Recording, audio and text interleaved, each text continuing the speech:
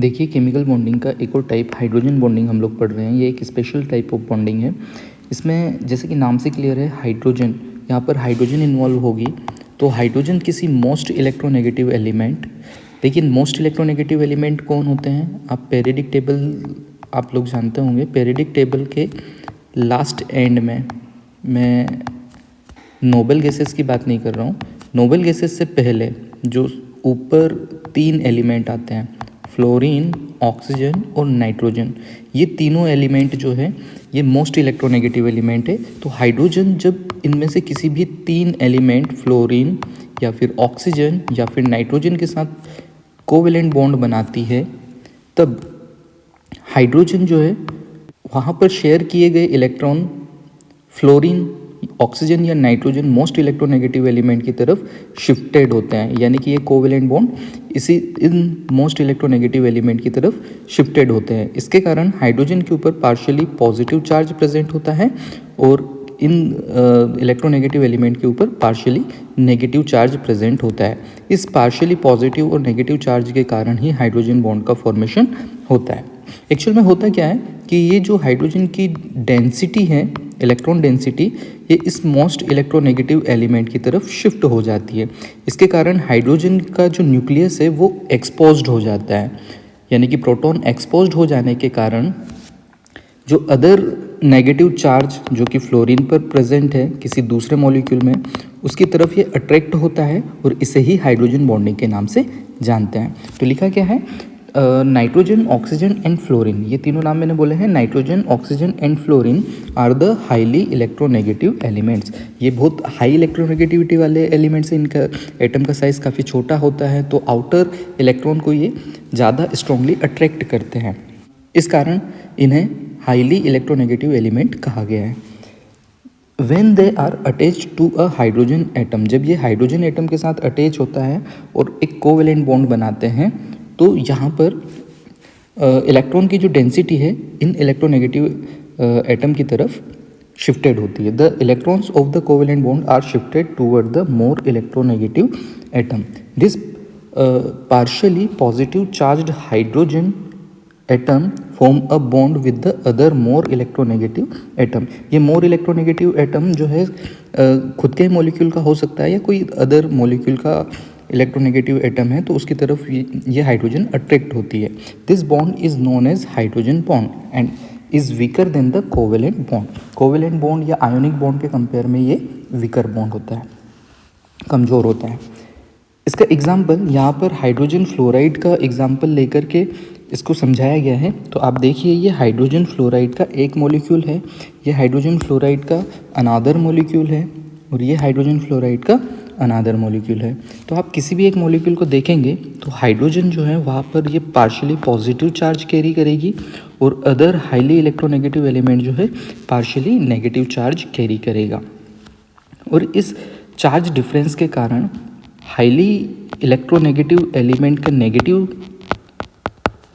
Negatively charge होने के कारण तथा किसी दूसरे मॉलिक्यूल के हाइड्रोजन के ऊपर पार्शियली पॉजिटिव चार्ज होने के कारण एक अट्रैक्शन होता है, एक अट्रैक्शन फोर्स होता है।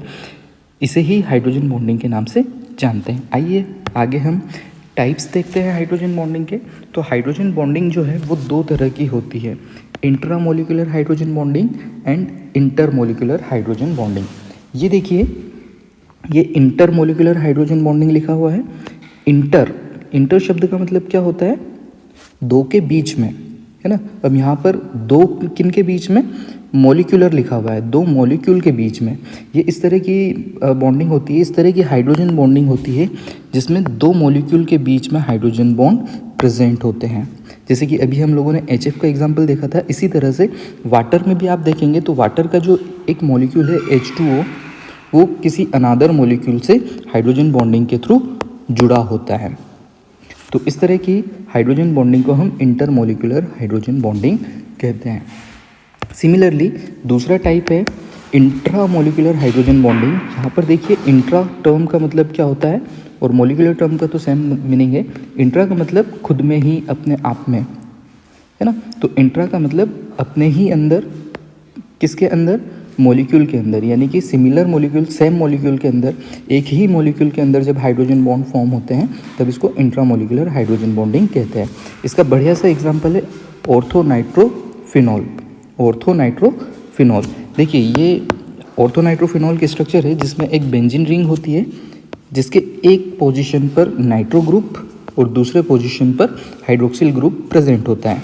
अब यहाँ पर देखिए इस हाइड्रोजन को ध्यान से देखिए, ये हाइड्रोजन एक ही मॉलिक्यूल के अंदर दो इलेक्ट्रोनेगेटिव एलिमेंट, जो कि इस केस में दोनों ही ऑक्सीजन है, के बीच में है।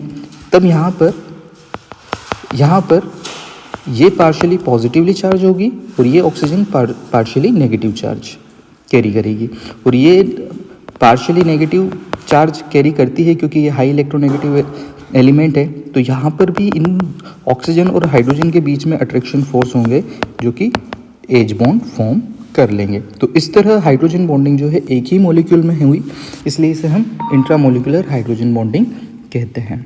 तो ये दो टाइप हुए हैं हाइड्रोजन बॉन्ड के। आइए आगे बढ़ते हैं। अब हम देखेंगे एनामोलस बिहेवियर ऑफ अमोनिया। देखिए अमोनिया का हाइड्रोजन बॉन्डिंग के कारण कुछ एनोमोलस बिहेवियर होता है, कुछ एनोमोलस प्रॉपर्टीज़ अमोनिया के अंदर होती है, उन्हीं को हमको पढ़ना है।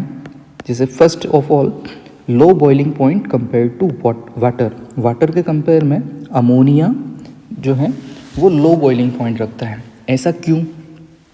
जबकि इसका मॉलिक्यूलर मास भी काफ़ी ज़्यादा है वाटर के कंपैरिजन में, फिर भी अमोनिया जो है वो लो बॉइलिंग पॉइंट रखता है।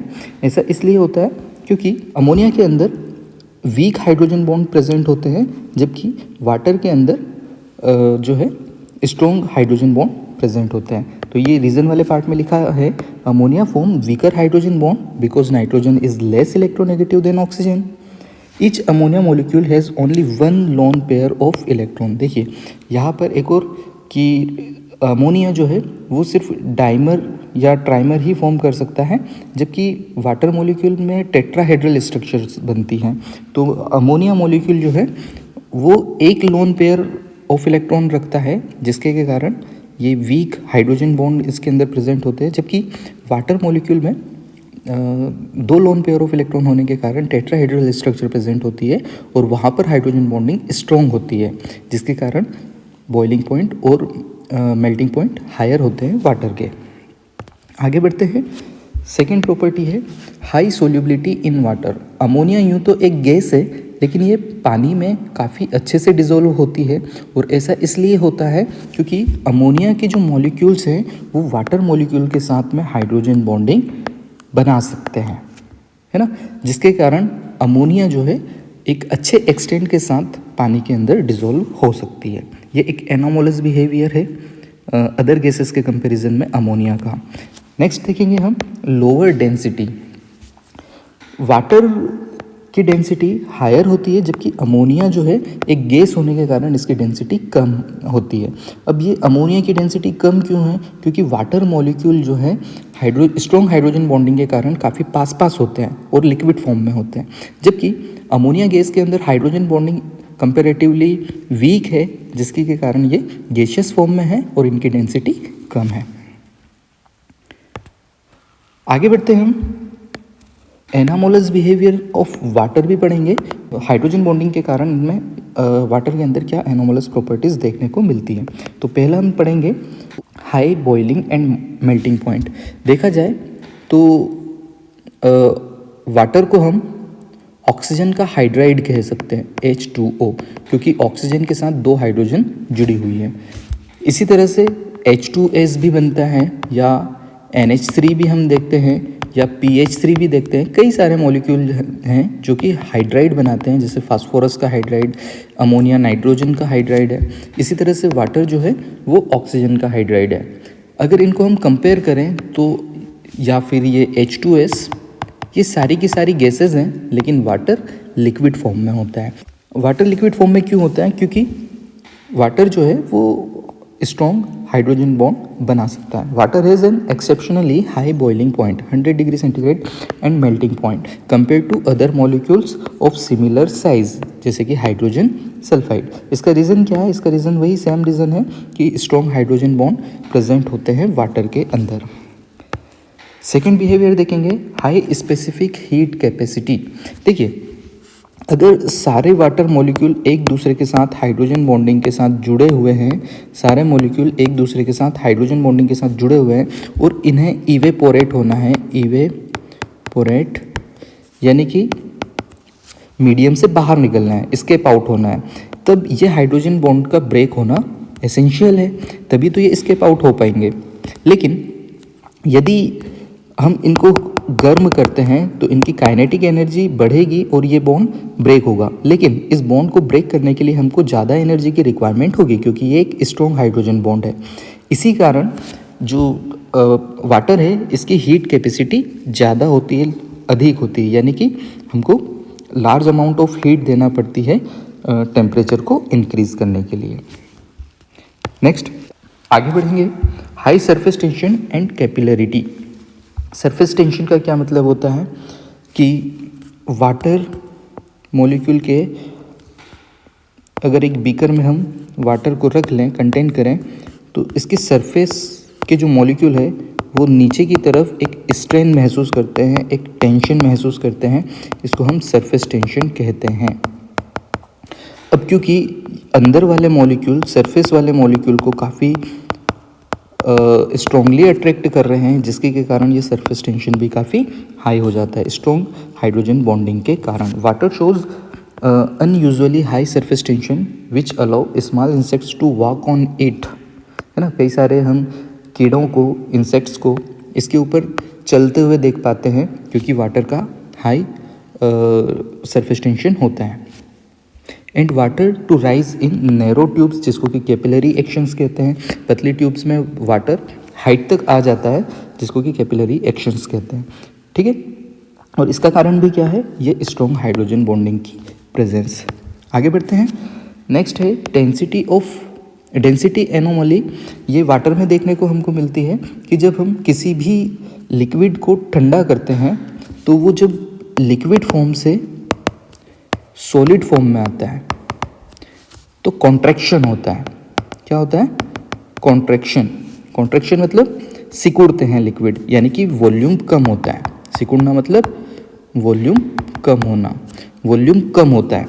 ये सभी लिक्विड्स के साथ होता है, वाटर के साथ भी होता है। वाटर को जब हम 4 डिग्री सेंटीग्रेड तक ठंडा करते हैं तब वाटर के मॉलिक्यूल में भी कॉन्ट्रैक्शन होता है और वॉल्यूम डिक्रीज होता है। लेकिन जब हम 4 डिग्री सेंटीग्रेड से 0 डिग्री सेंटीग्रेड पर लेकर के आते हैं, जहाँ पर ये सॉलिड में कन्वर्ट हो जाता है, तब वॉल्यूम घटता नहीं है बल्कि वॉल्यूम बढ़ जाता है। ऐसा इसलिए होता है क्योंकि वहाँ पर वाटर के मॉलिक्यूल आपस में जुड़ करके एक हेक्सागोनल लेटिस स्ट्रक्चर बनाते हैं, जिसमें टेट्रागोनल वॉइड्स प्रेजेंट होती है, एम्प्टी स्पेसेस प्रेजेंट होते हैं, जिसमें एयर कैप्चर हो जाती है, जिसके अंदर एयर कैप्चर हो जाती है और वाटर का वॉल्यूम जो है वो बढ़ जाता है। तो इस तरह से ये एनामोलस बिहेवियर है वाटर का। आई होप आपको वीडियो समझ आया होगा। आज के वीडियो में इतना ही। धन्यवाद।